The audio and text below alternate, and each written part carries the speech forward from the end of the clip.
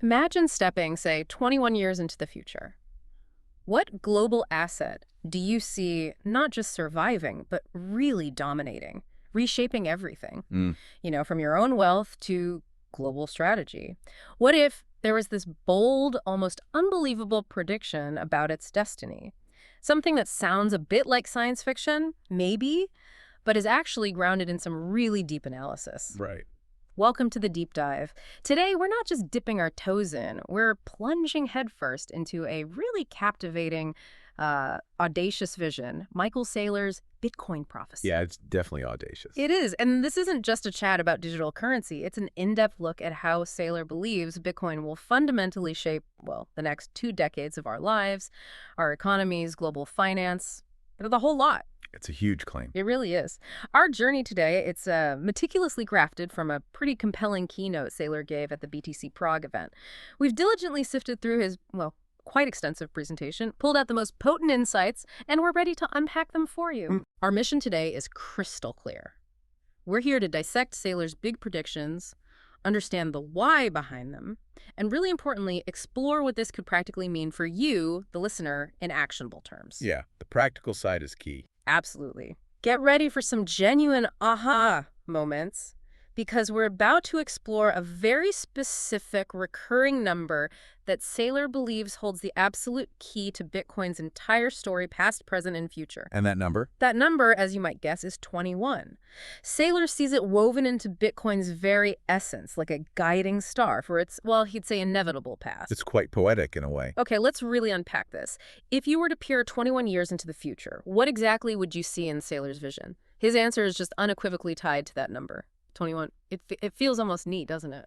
It does. And what's truly fascinating here is the sheer elegance, how Saylor distills his entire long-term forecast into this one memorable figure. Right. He paints this picture of Bitcoin reaching an absolutely astounding $21 million per coin. Per coin. Per coin. Yeah. In 21 years.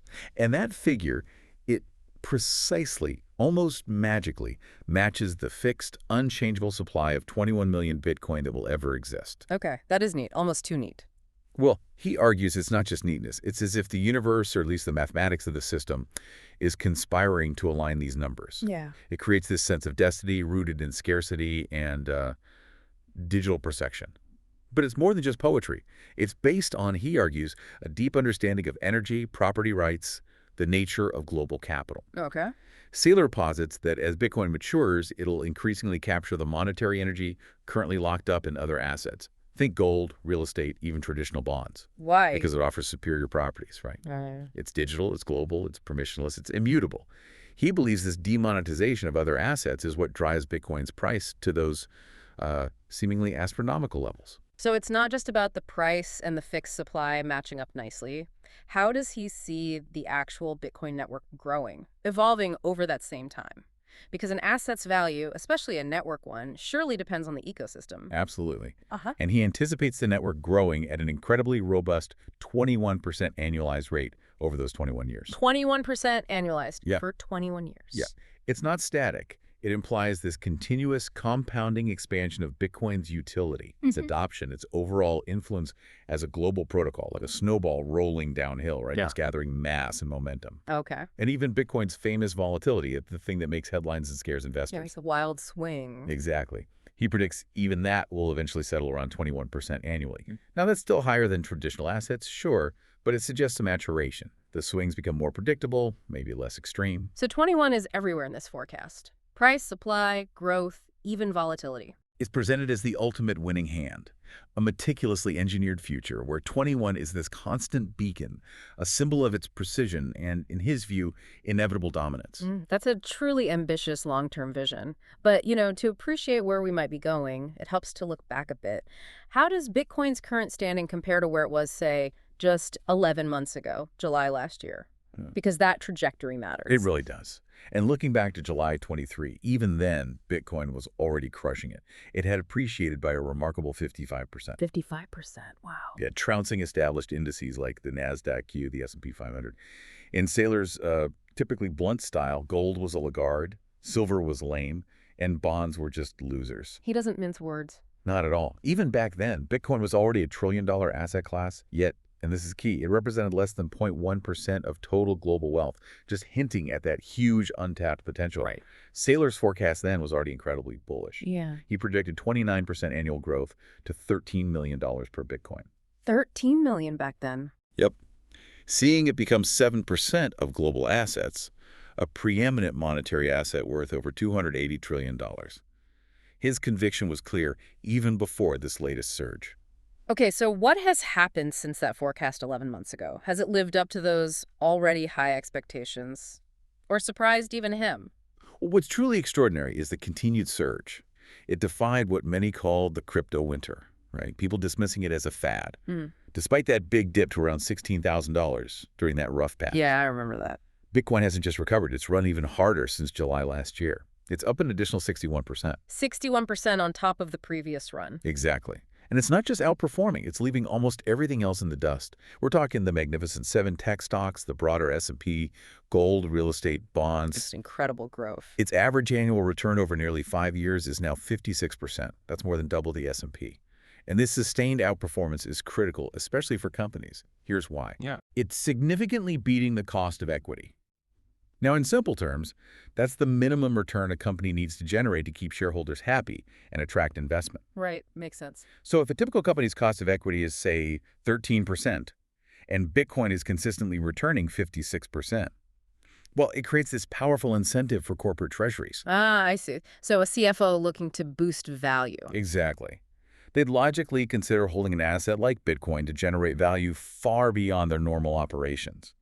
This signals a massive, fundamental shift in how corporations, sophisticated investors, view and use this asset. It's moving beyond speculation into strategic asset allocation. Okay, here's where it gets really interesting for me. What exactly is fueling this sustained growth, this performance? Saylor points to something quite unique, right? A broad global embrace of Bitcoin from corners you wouldn't expect, not just retail folk. Indeed.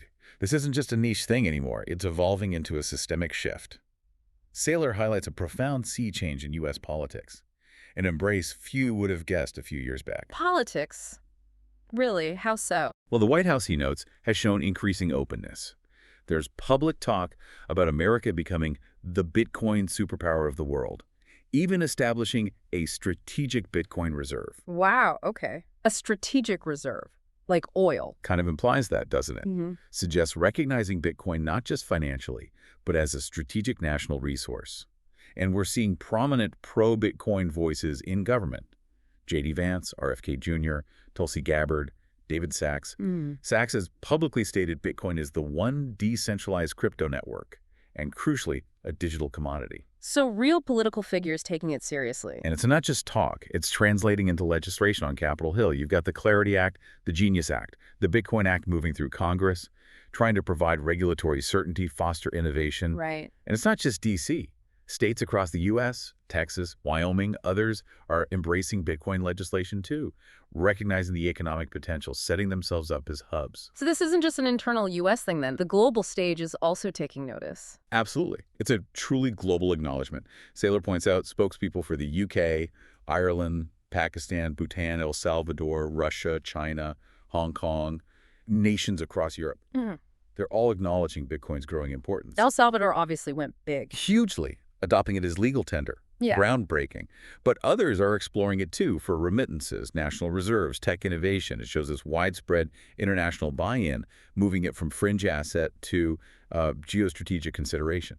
Okay, and what about Wall Street? Historically, they've been pretty skeptical, haven't they? Even hostile sometimes. Has that really changed? Dramatically so. Yeah. What was once dismissed as an oddity or even toxic Yeah, I remember those days. is now rapidly becoming a mainstream institutional-grade asset.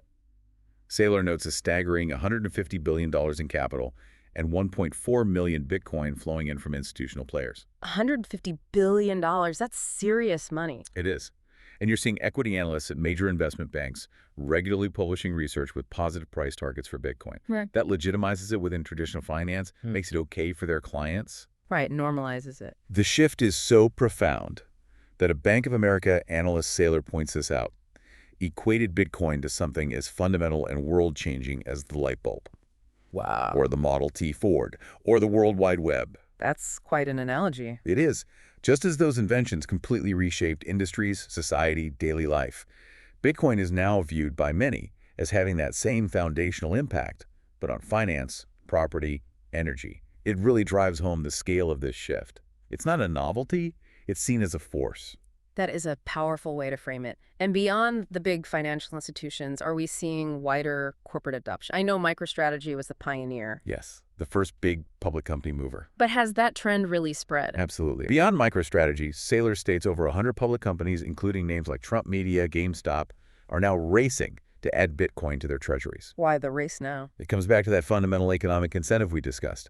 Bitcoin's unique ability to generate profit by consistently beating the cost of equity. Right, the 56% Isaiah's 13% example. Exactly, yeah. For a CEO or CFO, holding Bitcoin becomes a strategic move to maximize shareholder value. It gives them an edge over competitors holding depreciating cash or lower-yielding assets. Makes sense. And what about the regulators and the broader crypto industry itself? Any shifts there? Yes, a monumental one. Financial regulators like the OCC, the Fed, the SEC, they're now largely supportive, moving from caution to integration. How so? They're allowing banks to use Bitcoin, and crucially, they've approved the spot Bitcoin ETFs. Yeah. That just opened the floodgates for mainstream investment. Yeah, the ETFs were huge news. Definitely. And maybe even more importantly, Saylor emphasizes the wider crypto industry itself. After years of, internal debates or competition from altcoins, now unequivocally acknowledges Bitcoin as its undisputed foundation, its reserve currency, the unshakable protocol everything else is built on. So consensus within the crypto world too. Yeah. It's seen as the ethically sound, economically sound, technically sound base for the whole digital asset ecosystem. That growing consensus is a powerful testament to Bitcoin's enduring position. So we've got the current outperformance, the widespread adoption governments, Wall Street companies, the internal industry shift. But what does Saylor say about the long-term trajectory now? Does Bitcoin still need cheerleaders, or is it past that point? Does it have its own momentum? That's a great question. And Saylor unequivocally believes we're past the need for individual cheerleaders. We're at a critical inflection point. Inflection point, okay. Even though he estimates a staggering 99.8% of global capital is still largely oblivious or acting like Bitcoin isn't significant. 99.8% still. That's his number. But those within the Bitcoin community, he argues, know something the rest haven't grasped yet. A profound monetary revolution is underway, fueled by digital transformation, financial innovation. It's happening now. The information's out there, but its implications are still way misunderstood by the broader financial world. And he even points to some incredibly early recognition, doesn't he? Someone who saw this coming years ago. Exactly. He highlights the incredible, almost prophetic foresight of Hal Finney, legendary cryptographer. Right. Received the first Bitcoin transaction. That's him.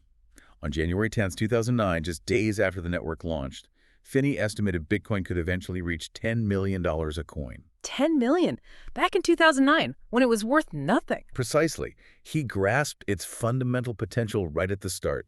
It took the rest of the world, Saylor notes, 16 years and $2 trillion in market cap to collectively reach a similar conclusion that, yeah, this thing is monumental, world-changing. Finney's insight is just humbling. Wow. To describe Bitcoin's current state, its trajectory, Saylor uses a really powerful metaphor. He says Bitcoin has reached criticality. Can you unpack that for us? Certainly, it's a powerful image. He compares Bitcoin reaching criticality to a nuclear reactor coming online. Okay, like a chain reaction. Exactly. In a reactor, once you hit criticality, a self-sustaining chain reaction starts. It doesn't need external input anymore. It generates its own energy, its own momentum. Right. Similarly, Saylor argues, Satoshi's fire is now unstoppable, meaning the Bitcoin network no longer needs individuals or hype or marketing to propel it forward. It's achieved this self-sustaining power, driven by its decentralized nature, network effects, economic utility. It's past needing external validation. It's an unstoppable force, a fundamental change that's now irreversible, just generating its own growth. That's a really evocative way to put it. So what does this unstoppable future look like in practical terms? For the asset itself, for users over the next couple of decades? It means Bitcoin will continue to grow exponentially, he believes. Yeah. Eventually decelerating to about 21% a year as it approaches market caps in the hundreds of trillions. Still 21%, even when it's massive. That's the projection. Even looking out to 2046, Saylor asserts it will still be the best idea, the most lucrative capital asset you can hold. He calls it pure digital energy. Digital energy. Yeah, highlighting its unique properties. No counterparty risk, no CEOs to subpoena, no labor force, no supply chain issues, no tariffs, none of the friction of the physical world. Hmm. By then, he predicts, it'll be moving at lightning speed on layer 2s and layer 3s, enabling maybe 10 million transactions per second between billions of nodes. Okay, layer 2s and 3s, like faster lanes on top of Bitcoin. Exactly, like express lanes on the main highway, allowing much faster, cheaper transactions without clogging up the secure base layer. This scale means Bitcoin could handle global commerce, microtransactions, Yeah. things unimaginable now. Right. The implication is profound. You won't want to sell it in 21 years. You just wished you'd bought more. And while its volatility is high, now we see those 80–90% swings sometimes. Yeah. He expects it to dampen to around that 21% annually. Still more volatile than, say, the S&P's VIX index. But that remaining volatility is seen as a feature, not a bug, an indicator of its vitality, the ongoing opportunity. Okay, this leads to a crucial, almost philosophical question for you, our listener. Given all this, what will you do? Saylor suggests this is a once-in-a-lifetime opportunity right in front of us, not just for thinking, but for acting. He frames it brilliantly. He says you have a monumental 21-year head start. The head start. Yeah, because you, by listening to this, possess information that, according to him, 99.8% of global capital does not. You now grasp that Bitcoin is seen as this unstoppable force, that everyone will eventually need it, yet very few currently understand its fundamentals, its trajectory. This, he argues, is literally the most valuable information in the world right now. Like seeing the future of a major shift. Exactly, giving you an unparalleled advantage. So how does one act on this valuable information? What's the practical advice? What's this machine you're supposed to build? The core message is, build the right machine and plug it directly into the Bitcoin network. This machine, whether it's your personal savings plan or a business, will grow stronger every day, compounding extraordinary wealth, potentially changing the destiny of your family, your community for generations. Sounds big. It is. But it's not just dreaming. It requires a concrete 21-year plan built on 3 pillars: clarity, courage, and action. Clarity, courage, action. Okay. Saylor puts it very bluntly, almost provocatively. People that understand Bitcoin buy Bitcoin. People that don't understand Bitcoin talk about Bitcoin. Ouch. A call to move beyond talking to action, then. Precisely. Disciplined, long-term execution. He outlined several strategies, right? From simple ones to more advanced stuff. Let's start with the classic. Dollar cost averaging, DCA. How does Saylor see that playing out? Right, DCA, dollar cost averaging. The strategy is remarkably simple, very accessible. Work diligently for 21 years, commit to buying, say, $50,000 USD worth of Bitcoin each year. $50,000 a year? Okay. And crucially, increase that savings amount by 5% annually to account for inflation or just your growing capacity. Then the key is simple. Hold it. Resist the urge to sell or trade. Just buy and hold. What's the projected outcome? Saylor projects that by investing a total of $2 million cash over those 21 years, you'd accumulate about 1.9 Bitcoin. Okay. Based on his $21 million per coin forecast, that 1.9 Bitcoin would be worth an astonishing $40 million. $40 million from investing $2 million over 21 years. That's the projection. And it just blows conventional strategies out of the water. How so? Well, that same $2 million invested over 21 years in a traditional 60/40 stock bond portfolio might get you $4 million. An S&P index fund, maybe $6 million. Okay. Big difference already. Even active strategies, like trying to time the market by rebalancing Bitcoin selling highs, buying dips, he projects yield maybe $15, $28 million, but just buying and holding. That gives you a 10x factor over conventional methods. It highlights the power of conviction, long-term holding. It's exponential wealth creation. Those numbers are already staggering for a straightforward strategy. But Saylor also talks about using leverage, doesn't he, for those with more courage. Right, leverage. For those with higher risk tolerance, more financial courage, he suggests judiciously leveraging your capital, borrowing a substantial sum, maybe $1 million up front, at an interest rate under 10%. Borrowing $1 million? How? He talks about tapping into underutilized assets. He even provocatively suggests selling stuff's spare chairs, mortgaging your house prudently, asking family or friends, even not paying off low-interest student loans or mortgages if the expected Bitcoin return is much higher. Controversial, that last bit. Definitely. The core idea is deploying capital that's otherwise dormant or earning low returns into this high-growth asset. And the potential outcome of that. A single jolt of energy, like that upfront leverage, deployed intelligently, he projects, could be worth $190 million. Whoa. 190 million from a million borrowed. That's the projection. He calls it the payoff of courage. Taking a calculated significant risk early on can yield disproportionately huge rewards rather than just sitting on the sidelines. Okay. What about combining these, the steady DCA with the big upfront leverage push? Is there a hybrid strategy? Yes, he outlines a combined strategy, DCA plus leverage. And this is where the numbers really start to climb. Okay. You borrow that lump sum up front, you continue your annual DCA, and you strategically re-leverage 5% of your existing Bitcoin stack back into Bitcoin each year, continuously deploying and recycling capital. So borrowing against your existing Bitcoin to buy more? A small percentage, yes. Yeah. 5% in this model, carefully managed. And the outcome of that. This combined approach could yield an incredible $260 million and around 14 Bitcoin. It significantly amplifies the returns from just DCA or just leverage alone, shows the power of integrating strategies. 260 million. And he goes even further for more advanced players. He does. An advanced financial strategy involves recycling a higher percentage of leverage, maybe 15% annually, while still structuring it to survive a major 70–80% price drawdown. This needs careful, expert risk management. Right, not for the faint of heart. The projection. He projects a value of $370 million. Shows how optimized leverage can potentially boost returns exponentially. And finally, what about entrepreneurs, business owners? Is there a specific path for them? Yes, a business strategy. This is tailored for potentially massive wealth generation using a company structure. How does that work? It involves forming a company, maintaining maybe 10% leverage on its assets, and strategically issuing 5% equity each year at a premium, say, 2 times its net asset value, or NAV. Okay, NAV is assets minus liabilities, right? The company's actual worth. Exactly. So you're selling a small slice of the company for more than its underlying value, raising capital at a premium, and using that capital to acquire more Bitcoin for the company treasury. Clever. And the potential outcome. This approach, combining leverage with smart equity issuance, could generate an extraordinary $760 million of wealth, according to his model. 760 million? That's nearly 20 times the basic DCA strategy. It really demonstrates the immense power of integrating Bitcoin into a disciplined, growth-focused business model. These numbers are truly mind-bending. But executing these, especially with leverage, sounds risky. How do you do it intelligently without getting wiped out? Saylor talks about tradecraft, right? Exactly. This is where understanding the mechanics and applying disciplined principles is absolutely vital. It's not just what you do, but how and when you do it. He lays out clear guidelines. Let's start with the credit matrix, borrowing smartly. Okay, how to borrow smartly. First, what to avoid. Saylor is very direct here. Borrowing money for less than 5 years. He calls that gambling. Because of Bitcoin's short-term volatility, high risk of getting liquidated. Right. Borrowing at crazy high interest rates, 20–30%, especially short-term, that makes you a loan shark victim. He calls it suicidal. You just work to pay off debt.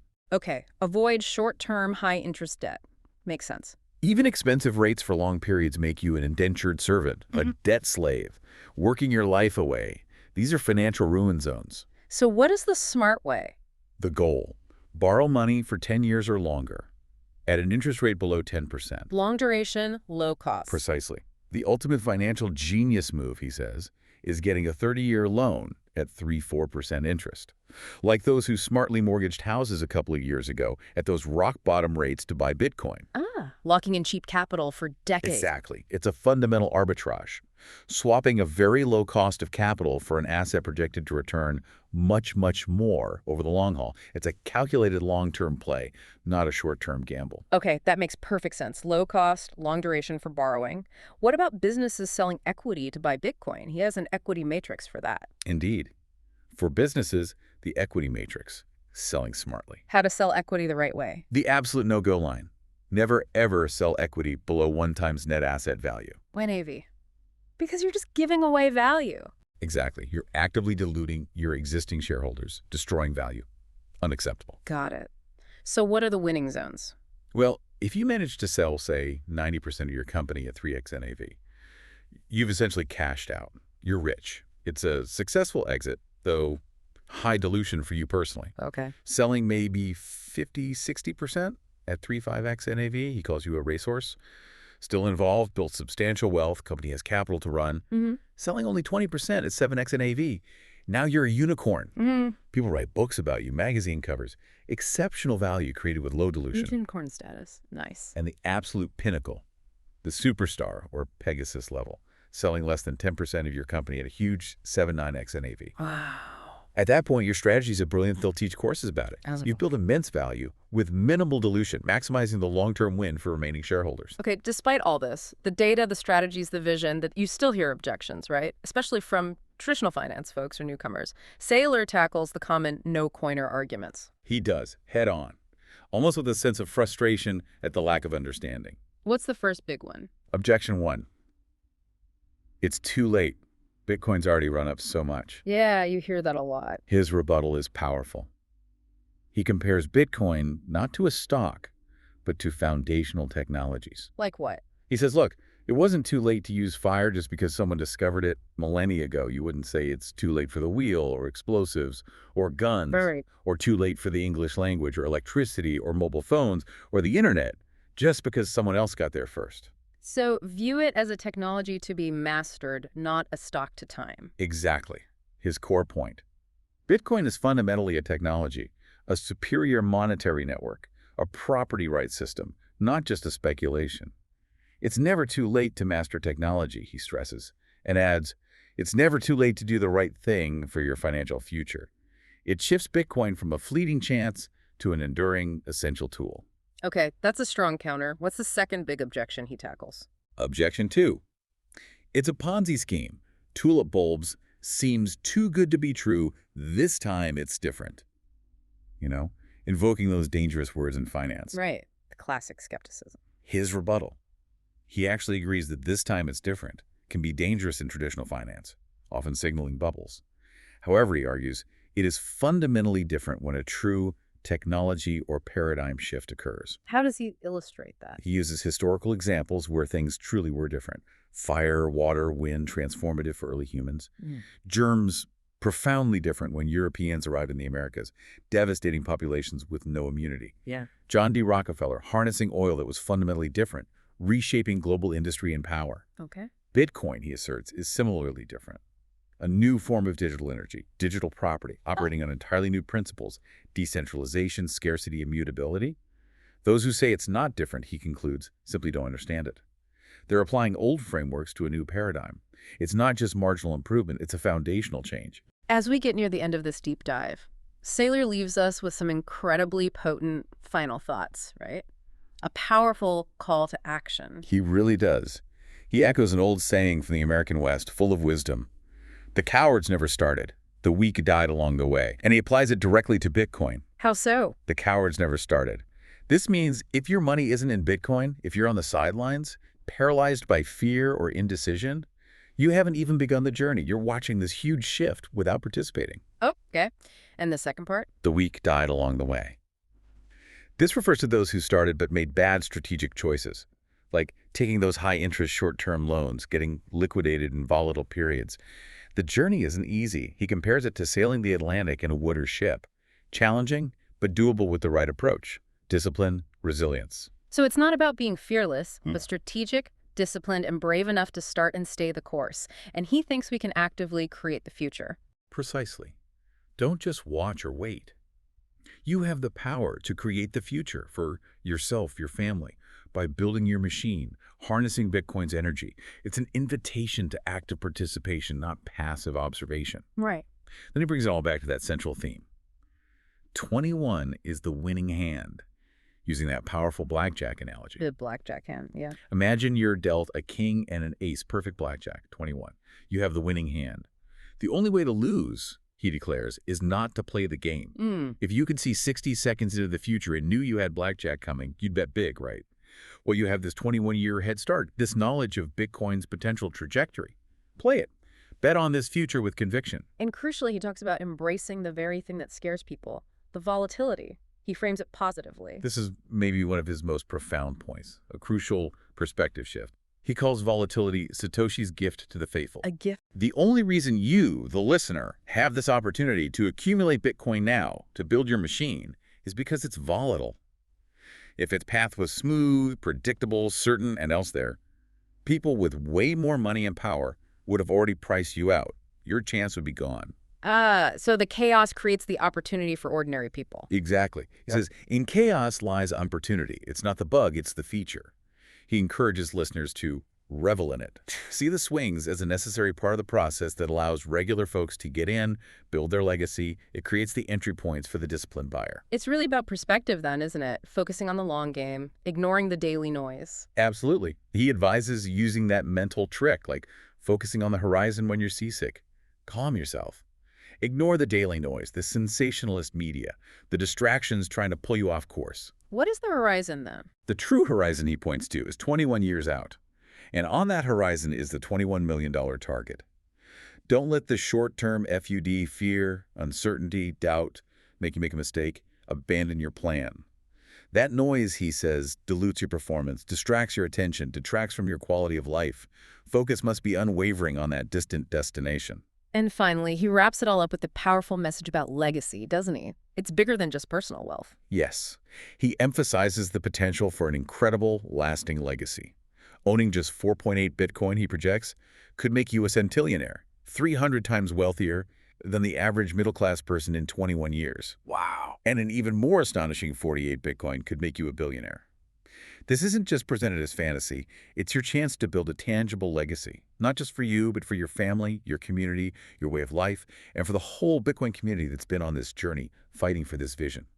It's a profound call to shape your future and contribute to this movement redefining wealth. And his final words. A powerful invitation, challenge, and promise. See you at 21 million.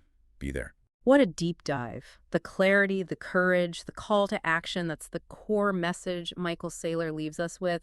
It's a truly powerful, detailed vision for the future, all centered around that fascinating number, 21. It really does encourage you to think beyond the immediate noise, doesn't it? Consider the long-term foundational shifts.